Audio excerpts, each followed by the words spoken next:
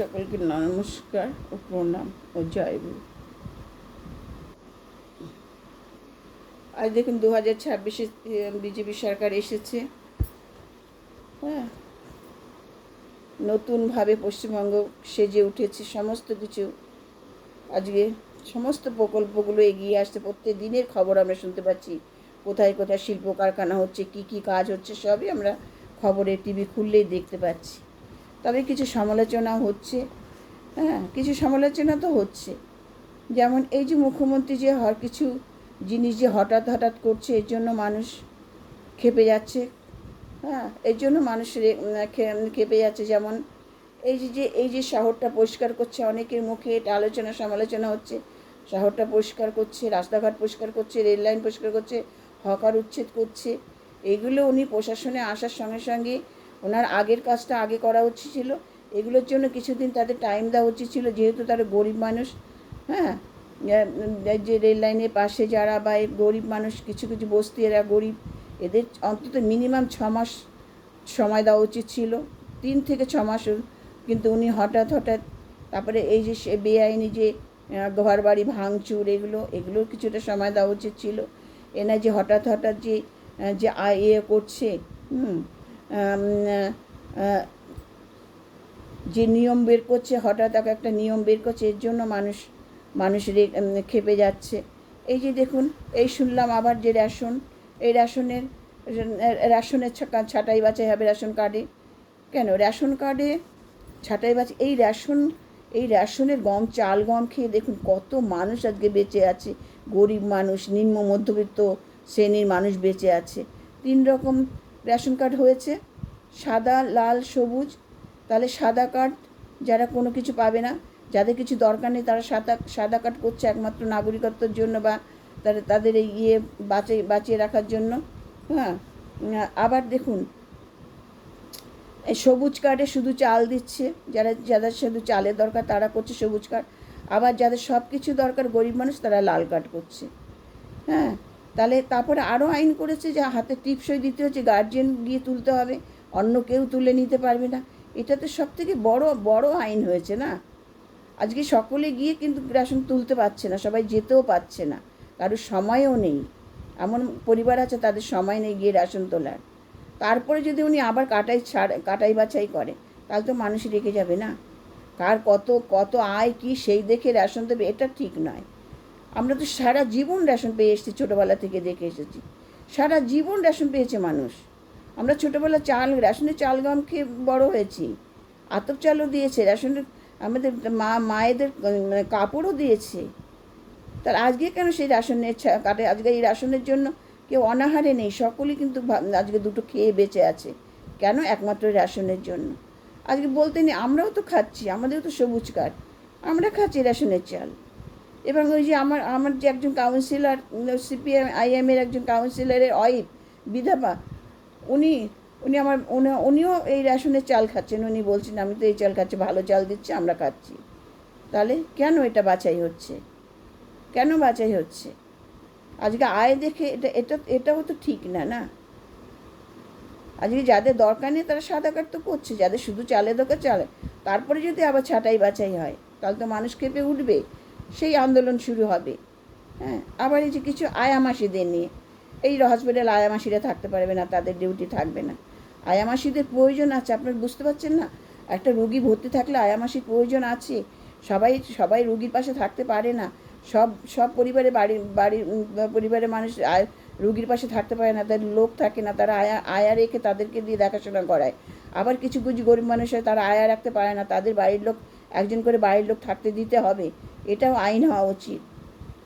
আর আয়ামাসিদের একটা টাকা ধার্য করে দিতে হবে। এখন অনেক টাকা বেড়ে গেছে, তাই অনেকে রাখতে পারে না টাকার জন্য। 100 টাকা করে, 150 টাকা করে একটা ধার্য করে দেওয়া উচিত। আয়ামাসিদের অনেক দোষ আছে, তারা টাকা নেয় কিন্তু ঠিকমতো পরিষেবা দেয় না, রুগীর পাশে থাকে না। কেন? তারা একা ওই 2-3টে করে রুগী দেখে। এই আইন করে দেওয়া উচিত যে একটা রুগীর বেশি তারা দেখতে পারবে না। আর তাদের টাকাটা ধার্য করে দেওয়া উচিত যে এই টাকার বেশি নিতে পারবে না। কিন্তু প্রয়োজন আছে। আপনার নার্সটা কখনো রুগীর সেবা করবে না, ডাক্তাররা রুগীর সেবা করবে না, এটা জানবেন। একমাত্র বাড়ির লোক সেবা করবে। তবে সব পরিবারে বাড়ির লোক থাকতে পারে না, তারা আয়া রাখার প্রয়োজন আছে তখন। হ্যাঁ, আয়া মাসিদেরও দোষ আছে ওখানেই, যে তারা একটা রুগী ঠিক মতন রুগী দেখাশোনা করে না, দুটো তিনটে রুগী দেখে বলে ঠিক মতন দেখতে পায় না, ডেকে ডেকে পায় না। তবে তবে প্রয়োজন আছে আয়াদের। তাহলে এই এই নিয়মগুলো করে দিলে তাহলে আয়ারাও খুশি হবে এবং বাড়ির লোকেরও ভালো হবে। কত দূর দূরান্ত থেকে মানুষ আসে, তাদের তাদের রুগীকে কে দেখবে? কত দূরে বাড়ি, কে দেখবে? তারা রোজ আসা যাওয়া করতে পারছে না। এটা আছে আপনার এই যে কিছু কিছু আইন হচ্ছে, হট করে বের করছে অন্নপূর্ণার ভাণ্ডারে। অন্নপূর্ণার ভাণ্ডারে সেই তো সেই সেই যে কাটাই বাছাই কোথায় হয়েছে? সেই তো যাদের দরকার নেই তারা পাচ্ছে। আমার এই আশেপাশে বলবো, আমি তিনতলা বাড়ি, স্বামী ওকে ওকালতি করে, তার বউর ব্যাংকে টাকা ঢুকে গেছে। আর তিনতলা বাড়ি, দোতলা বাড়ি করেছে নতুন, মা মেয়ে দুজনের টাকা ঢুকে গেছে। হ্যাঁ, মেয়ে এখানে বসে নাম তুলেছে, এখানে তার ভোটার কার্ড, এখানে নাম তুলেছে, তো তাদের কিন্তু প্রয়োজন হয় না।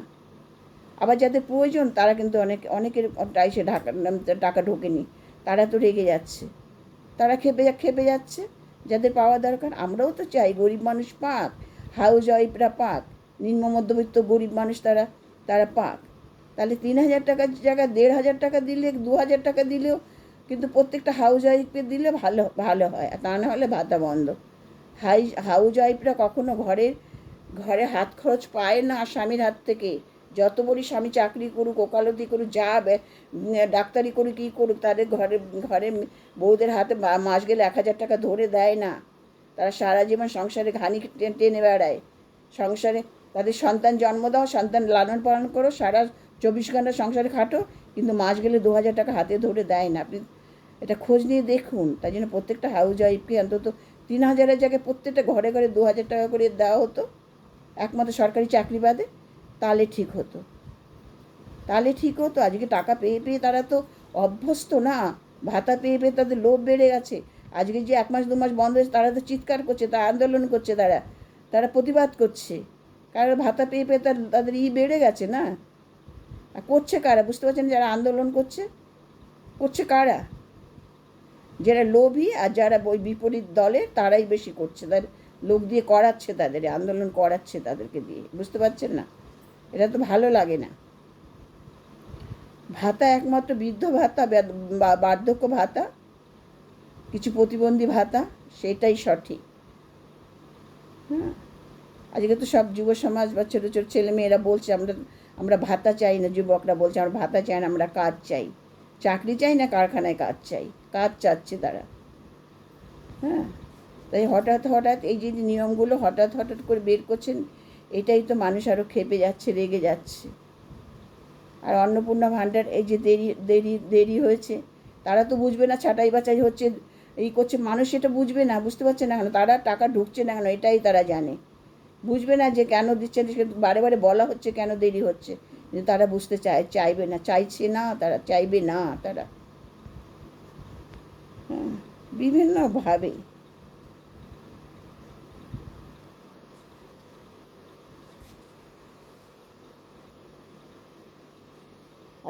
আজকে কলকাতা হকারদের উচ্ছেদ প্রয়োজন, এটা সবাই জানে। প্রত্যেক ঘর বাড়ি আজকে রাস্তাঘাট ভরে গেছে, ফুটপাত ভরে গেছে। আজকে বছরের পর বছর ধরে এরা করে বসে আছে, বেআইনিভাবে বসে আছে সরকারি জায়গায়।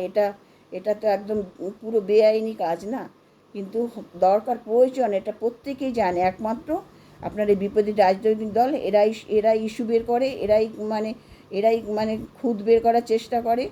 হ্যাঁ, তাহলে আর প্রত্যেকে চাচ্ছে হোক, কিন্তু সেটা সময় দেওয়া হোক, কিছুটা সময় দেওয়া হোক তাদেরকে। হ্যাঁ, আমরা প্রত্যেকে চাই যে রেজিস্ট্রেশন এগুলো হোক, পরিষ্কার হোক, রেল লাইন পরিষ্কার হোক, আর বিশেষ করে কলকাতার শহরটা পরিষ্কার হোক। কলকাতার শহরটা পরিষ্কার হওয়া দরকার। এটা কেউ এগিয়ে আসেনি না, কোনো রাজনৈতিক দল তাদের নিজস্ব সুবিধার জন্য তারা এগিয়ে আসেনি। তাদের সঙ্গে স্বার্থ ছিল, তাই এগিয়ে আসেনি। আজকে মমতা দিয়ে এগিয়ে এসেও আবার পিছিয়ে গেছে, জানে আমার ক্ষতি, আমি ভোট ব্যাংকে ভোট পাবো না, ভোট ব্যাংকের জন্য তিনি পিছিয়ে গেছেন। কিন্তু আজকে বিজেপি সরকার, আমাদের শুভেন্দুবাবু এগিয়ে এসেছে, সুন্দরভাবে কলকাতার সব কিছু পরিষ্কার পরিচ্ছন্ন হচ্ছে। এটা তো প্রয়োজন, আমরা প্রত্যেকে জনগণের সবাই জানে এটা প্রয়োজন, দরকার, ভালো কাজ হচ্ছে এটা। কিন্তু কারা, যারা যাদের ওই টাকা দিয়ে বদনাম করানো হচ্ছে, আন্দোলন করানো হচ্ছে, আপনার বিপরীত ধর্মী রাজনৈতিক দল, তারাই একমাত্র ওই মানে কাদা ছোড়াছুড়ি করছে। মানে সবাই জানে এটা প্রয়োজন। আজকে যান চলাচল অসুবিধা, বয়স্কদের যাতায়াতের অসুবিধা, আজকে দুর্ঘটনার অসুবিধা, সব কিছুর অসুবিধা। কলকাতা শহর একটা মহানগরী, একটা রাজধানী শহর, সেটা নিট অ্যান্ড ক্লিন হবে, এটা ভালো লাগবে মানুষের, আমাদের কলকাতা, আমাদের মহানগরী। হ্যাঁ, কিন্তু কিছুটা সময় দিতে হবে।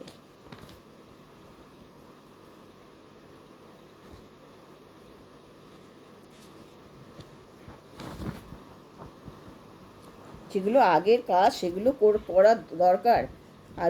আর আগে কোনগুলো, এই যে ব্রিজ তৈরি, রাস্তাঘাট তৈরি, কিছু চাকরির ফর্ম, কিছু কাজের জোগাড়, এইগুলো দরকার ছিল।